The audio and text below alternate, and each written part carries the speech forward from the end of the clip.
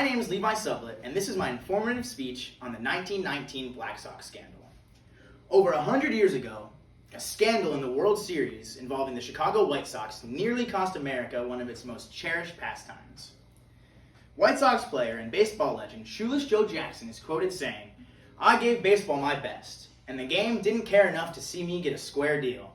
I was found innocent, and I was still banned for life." This is a story about how a group of players from the Chicago White Sox fixed the World Series and changed baseball forever. Before we get too far into the story, let's go over some of the main points I'm going to be discussing today.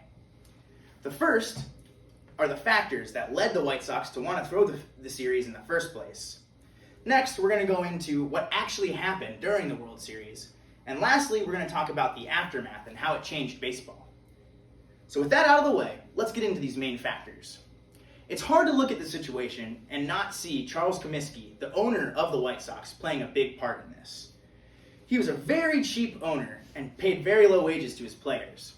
They didn't get many incentives for success either. Most infamously, he was the reason why they were called the Black Sox in the first place. It actually had nothing to do with the scandal. It had to do with the fact that he refused to pay for the laundering of his team's uniforms. So they just played in dirty uniforms out of protest. This was also during the Reserve Clause era of baseball. The Reserve Clause era was a time in baseball where if you wanted to be a pro, you signed one contract at the start of your career with whatever team gave you a chance to be a pro. And you agreed to play for that sum of money for the whole time, no matter what.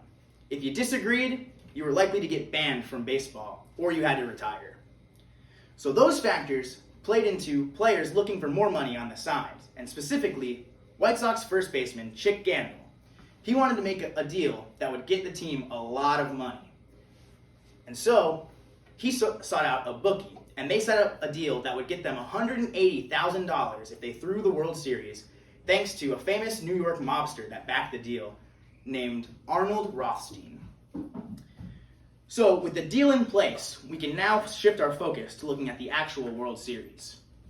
By the time October rolled around, the White Sox were right back in the World Series like they promised, but the players were starting to get cold feet about their deal.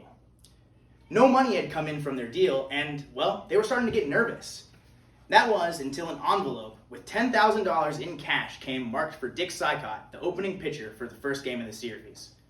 That money convinced the players to throw the first and second games in horrific fashion. But as the series continued, less money was coming in from the gamblers, and the players, well, they had pride. They were professional baseball players. They couldn't just lose if they weren't going to get paid. So some of the guys that weren't involved in the fix rallied the clubhouse, and it resulted in the Chicago White Sox getting on a roll for the rest of the series. And going into the 8th game, it looked like they were going to win. That was until Rothstein doubled down. He sent men in and threatened the Chicago pitcher, Lefty Williams, saying that if he didn't throw the game in the first inning, his wife was going to be mauled. Needless to say, the Sox threw the game and lost the series. By then, the public was beginning to wisen up about what was going on, but Comiskey was doing the best he could to try and sweep all the rumors under the rug. So this led to a pretty crazy aftermath.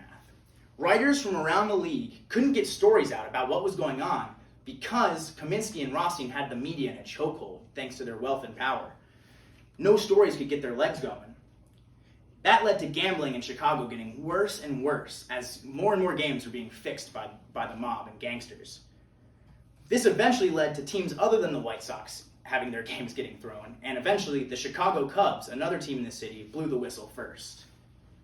What resulted was a quick investigation into the state of baseball in Chicago and its corruption, and all the players involved in the World Series from the White Sox fix were called in to give a hearing.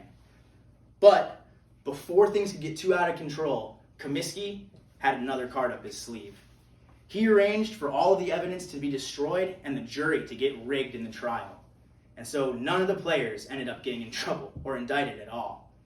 What seemed like a huge victory for the people of Chicago and lovers of baseball was short-lived, because while the city was celebrating the players getting off, the rest of the owners of baseball, well, they got together and created a position called the Commissioner of Baseball that still exists today. They elected a former judge named Kennesaw Mountain Landis to oversee baseball and make sure things ran smoothly. He sought to right baseball in the eyes of the public. Just a mere 24 hours after the results of the case went public, he issued his own statement that banned the players involved from professional baseball for life. The case resulted in the public losing a lot of faith in baseball. They thought if it could be corrupted, what else could be corrupted? So Landis, in his banning, hoped that some faith would be restored to the game. That ban still is in effect today, and it keeps all of those players out of baseball for life, most notably Shoeless Joe Jackson. He's considered by many to be one of the greatest players in the history of baseball, and the ban is the reason why he's not in the Hall of Fame in today's world. Many believe this to be the final nail in the coffin for American culture in baseball. That was until, in the following season, a man named George Herman Ruth stepped into the scene and reminded the American people of just why they loved the sport so much. You may know him as Babe Ruth, and the rest is history. Thanks for listening to my speech.